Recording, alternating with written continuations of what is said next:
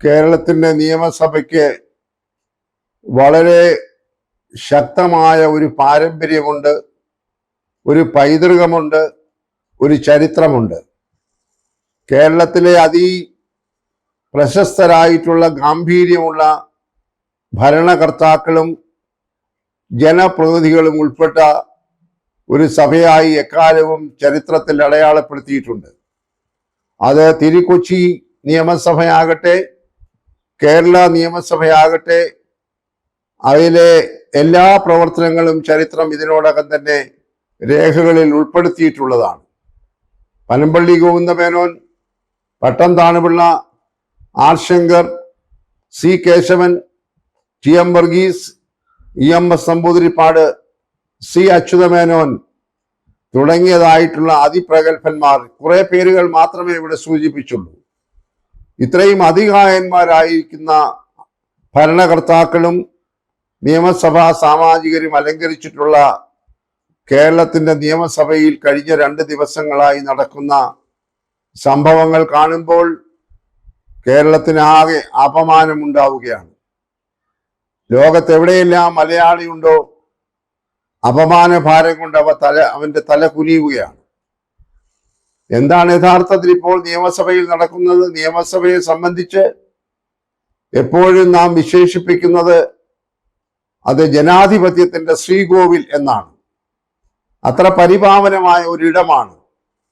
ഒരു സംസ്ഥാനത്തെയോ രാജ്യത്തെയോ ബാധിക്കുന്നതായിട്ടുള്ള എല്ലാ വിഷയങ്ങളും കൈകാര്യം ചെയ്ത് ഉചിതമായ തീരുമാനമെടുക്കുവാൻ ഭരണഘടനാപരമായി അധികാരപ്പെട്ടതാണ് നിയമസഭയും ലോക്സഭയും രാജ്യസഭയും ഒക്കെ തന്നെ. അവിടെ ഇരിക്കുന്ന അംഗങ്ങൾ ജനങ്ങളുടെ പ്രതിനിധികളാണ്. ലക്ഷക്കണക്കിന് സാധാരണക്കാരുടെ പ്രതിനിധികളായി തെരഞ്ഞെടുക്കപ്പെട്ടിരിക്കുന്നവരാണ് ജനാധിപത്യ സംവിധാനത്തിന്റെ കാവലാളന്മാരായി ഈ നിയമസഭയിലും ലോക്സഭയിലും ഒക്കെ ഇരിക്കുന്നത്. കേരളത്തിന്റെ നിയമസഭയ്ക്ക് ഒരു ദീർഘമായിട്ടുള്ള ചരിത്രമുണ്ട്. വളരെ മാന്യമായി പെരുമാറുന്ന, സംസ്കാരത്തോടുകൂടി പെരുമാറുന്ന, അന്തസ്സോടുകൂടി പെരുമാറുകയും മാന്യമായും അന്തസ്സായും നല്ല ഭാഷയിൽ സംസാരിക്കുകയും ചെയ്ത നൂറുകണക്കിന് രാഷ്ട്രീയ സാംസ്കാരിക നേതാക്കൾ ഇരുന്നിട്ടുള്ള ഇടമാണ് അവിടെ. അവിടെ ഇപ്പോൾ കേൾക്കുന്നതായ ഭാഷയും കാട്ടുന്നതായിട്ടുള്ള ചില വിക്രിയകളും കോപ്രായങ്ങളും കേരളത്തിൻ്റെ നിയമസഭാ ചരിത്രത്തിൽ കറുത്ത ഏടുകളായി മാറിക്കൊണ്ടിരിക്കുന്നു എന്ന് പറയാതിരിക്കാൻ നിവർത്തിയില്ല. ദുർഗന്ധപൂരിതമായിരിക്കുന്നു നിയമസഭയുടെ ആകെ കൂടി അന്തരീക്ഷം. ഉപയോഗിക്കുന്ന ഭാഷയ്ക്ക് യാതൊരു നിയന്ത്രണവുമില്ല. തെരുവിലെ ഭാഷയെ പോലും അല്ലെങ്കിൽ അതിനേക്കാളൊക്കെ ഹീനമായ രീതിയിലുള്ള ഭാഷയാണ് ജനപ്രതിനിധികൾ അവിടെ പ്രയോഗിച്ചുകൊണ്ടിരിക്കുന്നത്.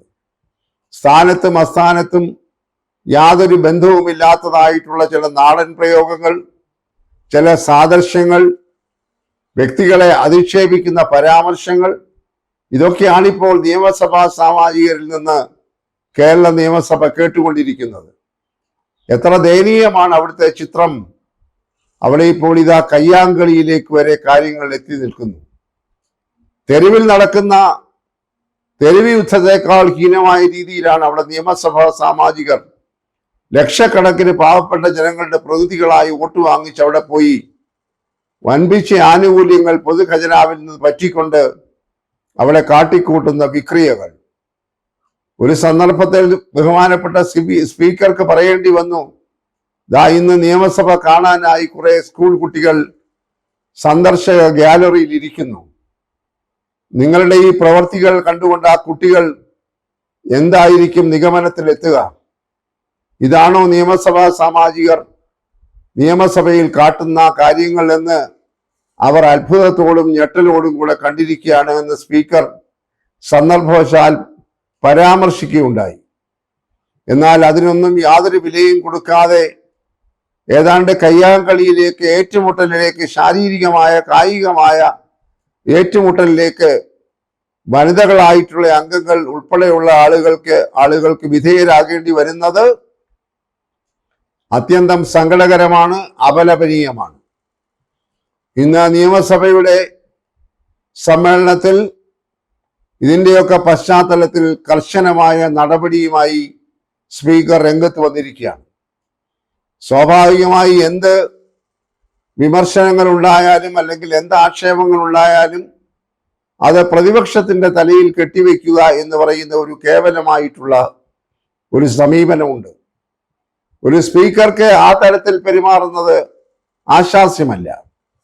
നിയമസഭാ സ്പീക്കർ പരിപൂർണ നിഷ്പക്ഷനായി പ്രവർത്തിക്കണമെന്നാണ് ഭരണഘടന അനുശാസിക്കുന്നത്.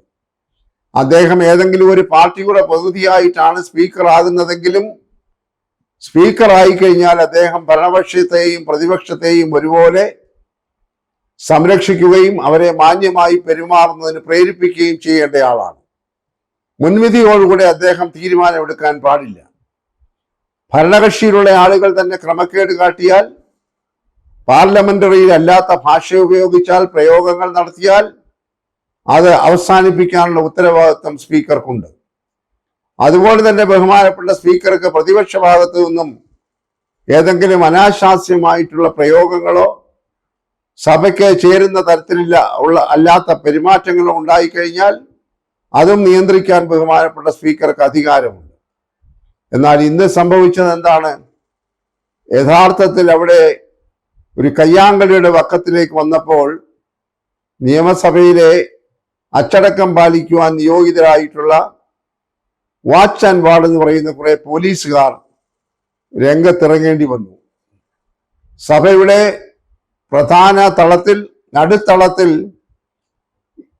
പ്രതിപക്ഷത്തെയും ഭരണപക്ഷത്തെയും MLA-മാരും മന്ത്രിമാരും ഉൾപ്പെടെയുള്ളവർ തമ്മിൽ കയ്യാങ്കളിയുടെ വക്കത്തെത്തിയപ്പോൾ ഈ പോലീസുകാരായിട്ടുള്ള ആളുകൾ, വാച്ച് ആൻഡ് വാർഡ് എന്ന് പറയുന്ന പോലീസുകാർക്ക് ഇവരെ തടഞ്ഞു നിർത്തി ഇടയ്ക്ക് കയറി നിൽക്കേണ്ടി വന്നു.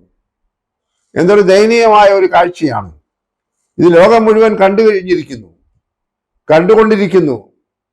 സാധാരണ ക്ലാസ് മുറികളിൽ പോലും വിദ്യാർത്ഥികൾ ഇതിനേക്കാൾ മാന്യമായ രീതിയിൽ പെരുമാറുകയും അച്ചടക്കം പാലിക്കുകയും ചെയ്തു.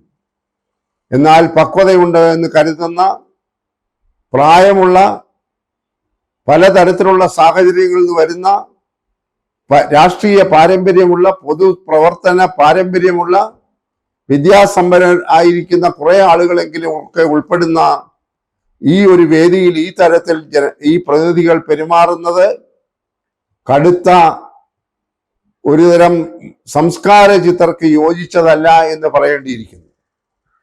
കേരളത്തെക്കുറിച്ച് എപ്പോഴും ദൈവത്തിന്റെ സ്വന്തം നാട്, സാക്ഷരതയിൽ 1-ാം സ്ഥാനം, ഏറ്റവും അധികം സംസ്കാരമുള്ള ആളുകൾ, മാന്യതയുള്ളവർ എന്നൊക്കെ കൊട്ടിഘോഷിക്കുമ്പോഴും ജനങ്ങളുടെ പ്രതിനിധികളായിരിക്കുന്ന ആളുകൾ ഈ പറയുന്ന ശ്രീകോവിലിൽ, ജനാധിപത്യത്തിന്റെ ശ്രീകോവിലിൽ ഈ തരത്തിൽ പെരുമാറുന്നത് ഒരിക്കലും അനുവദിച്ച് കൊടുക്കാൻ പാടില്ലാത്തതാണ്. ഇന്നിപ്പോൾ ഒടുവിൽ കിട്ടുന്ന വാർത്തയനുസരിച്ച് 3 ജനപ്രതിനിധികളെ അച്ചടക്ക ലംഘനത്തിന്റെ പേരിൽ നിയമസഭയിൽ നിന്ന് ഈ സമ്മേളനം അവസാനിക്കുന്നത് വരെ സസ്പെൻഡ് ചെയ്തിരിക്കുകയാണ്. സ്പീക്കറാണ് സസ്പെൻഷൻ നടപടി സ്വീകരിച്ചത്. പാർലമെന്ററി കാര്യങ്ങളുടെ ചുമതല വഹിക്കുന്ന ഭരണപക്ഷത്തെ ഒരു മന്ത്രി പ്രമേയം അവതരിപ്പിക്കുകയും ഈ 3 ആളുകളുടെ പേരിൽ നടപടിയെടുക്കണം, പുറത്താക്കണമെന്ന് ആവശ്യപ്പെടുകയും ചെയ്യുമ്പോൾ അത് നേരത്തെ തന്നെ പ്രതിപക്ഷം ബഹിഷ്കരിച്ചു പോയ നിയമസഭയിൽ ഏകകണ്ഠമായി പാസ്സായി എന്ന് പറഞ്ഞുകൊണ്ട് സ്പീക്കർ ഇവരെ പുറത്താക്കിയിരിക്കുകയാണ്. ഇതൊരിക്കലും ആശാസ്യകരമായ ഒരു സംഗതിയല്ല. ഇതിനാരെയും അനുവദിച്ചുകൂടാ. ഭരണപക്ഷമാണെങ്കിലും പ്രതിപക്ഷമാണെങ്കിലും ആത്മനിയന്ത്രണം പാലിക്കണം, ആത്മാഭിമാനത്തോടെ പെരുമാറണം. ഉപയോഗിക്കുന്ന ഭാഷയിൽ നിയന്ത്രണം വേണം, ആംഗ്യഭാഷയിൽ നിയന്ത്രണം വേണം. സാദൃശ്യങ്ങളും നാടൻ പ്രയോഗങ്ങളും ഉപയോഗിക്കുമ്പോൾ വിവേകത്തോടുകൂടി ഉപയോഗിക്കുവാനുള്ള ബുദ്ധിയും സംസ്കാരവും കാണിക്കണം. ഇന്ന് നിയമസഭയിൽ ആലപ്പുഴ ജില്ലയിൽ നിന്ന് വരുന്ന ഒരു MLA വികലാംഗർ എന്ന് പറയാൻ പാടില്ലാത്ത ഭിന്നശേഷിക്കാരെ അധിക്ഷേപിച്ച ഒരു പ്രയോഗം കേരള നിയമസഭയുടെ ചരിത്രത്തിൽ ഏറ്റവും കറുത്ത പാടായി അവശേഷിക്കും. അടിയന്തരമായി ആ പരാമർശം നീക്കം ചെയ്യണം. അതുപോലെ ബഹുമാന്യനായ മുഖ്യമന്ത്രി ഇന്നലെ ഒരംഗത്തെ പരോക്ഷമായി അധിക്ഷേപിച്ചുകൊണ്ട് നടത്തിയ നാടൻ പ്രയോഗം രേഖകളിൽ നിന്ന് നീക്കം ചെയ്യണം. അല്ലെന്നുണ്ടെങ്കിൽ പരസ്യമായി ആ വാക്കുകൾ പിൻവലിച്ച് നിയമസഭയിൽ അത് രേഖപ്പെടുത്തണം. ഇന്ന് ഒരു നിയമസഭാംഗം നടത്തിയ പ്രയോഗം, ഉപയോഗിച്ച ഭാഷ, സാദൃശ്യം ഒരു കാലത്തും കേരളത്തിന്റെ നിയമസഭയുടെ രേഖകളിൽ ഉണ്ടാകാൻ പാടില്ല. അദ്ദേഹം അത് പിൻവലിച്ച് പരസ്യമായി പൊതുസമൂഹത്തോട് മാപ്പ് പറയണം. അത്ര തരംതാണ ഹീനമായ, നിലവാരമില്ലാത്ത ഒരു സാദൃശ്യമാണ് അദ്ദേഹം നടത്തിയത്, ഒരു പരാമർശമാണ് നടത്തിയത്. ഒരു സംസ്കാരമുള്ളവന്റെയും നാവിൽ പൊന്തി വരാത്ത, വീണ്ടും ഉദ്ധരിക്കാൻ കഴിയാത്ത തരത്തിൽ മലീമസമായ, ദുർഗന്ധപൂരിതമായ ഒരു പ്രയോഗമാണ് നടത്തിയെന്ന് പറഞ്ഞാൽ അധികപ്പറ്റാവുകയില്ല. ഇത്രയും ദുർഗന്ധം വമിക്കുന്നതായിട്ടുള്ള പ്രയോഗങ്ങൾ നടത്താൻ ഇവർക്ക് ആരാണ് ശിക്ഷണം കൊടുത്തത് എന്ന് പരിശോധിക്കണം. അവരെ തെരഞ്ഞെടുത്ത ആളുകൾ ഇദ്ദേഹം അവരുടെ പ്രതിനിധിയായിരിക്കാൻ യോഗ്യനാണോ എന്ന് ഒന്ന് പരിശോധിക്കണം. ഇനിയും വോട്ട് തേടി വരുമ്പോൾ ജനങ്ങൾ ആർജവത്തോടുകൂടി അദ്ദേഹത്തോട് ചോദിക്കണം, ഈ ഭാഷയാണോ നിങ്ങൾ ജനാധിപത്യത്തിന്റെ ശ്രീകോവിലിൽ പ്രയോഗിക്കേണ്ടത് എന്ന് തുറന്ന് ചോദിക്കാൻ ജനം തയ്യാറാകും എന്ന് തന്നെയാണ് പ്രതീക്ഷിക്കുന്നത്. ഇനി ഒരു തെരഞ്ഞെടുപ്പ് വരാൻ കഷ്ടിച്ച് 6 മാസങ്ങൾ മാത്രമേ ഉള്ളൂ. ഇതിൽ പല ജനപ്രതിനിധികളും വീണ്ടും വോട്ട് തേടി തങ്ങളുടെ ജനങ്ങളെ സമീപിക്കേണ്ടതായിട്ട് വരും.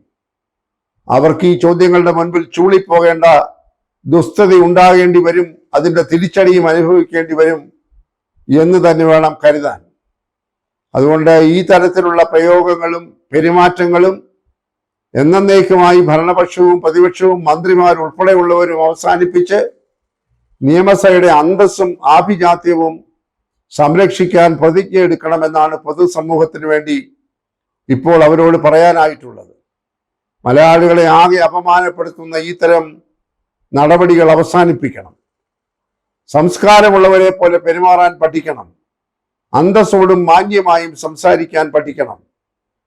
ഭാഷയും വാക്കുകളും ഉപയോഗിക്കുമ്പോൾ വളരെയേറെ വിവേകത്തോടുകൂടെ, ബുദ്ധിയോടുകൂടെ പ്രയോഗിക്കാനായിട്ടുള്ള പഠനം ആവശ്യമാണ്, ശിക്ഷണം ആവശ്യമാണ്. വായിൽ തോന്നുന്നത് കോതയ്ക്ക് പാട്ട് എന്ന് പറയാനുള്ള സ്ഥലമല്ല നിയമസഭാ വേദി എന്നവർ തിരിച്ചറിയണം. ഇല്ല എന്നുണ്ടെങ്കിൽ അവർ അവരുടെ പൊതുജീവിതത്തിൽ വലിയ വില കൊടുക്കേണ്ടതായിട്ട് വരുമെന്ന് കാലം തെളിയിക്കാൻ പോകുന്നു എന്ന് പറയാനാണ് ഈ സമയം ആഗ്രഹിക്കുന്നത്.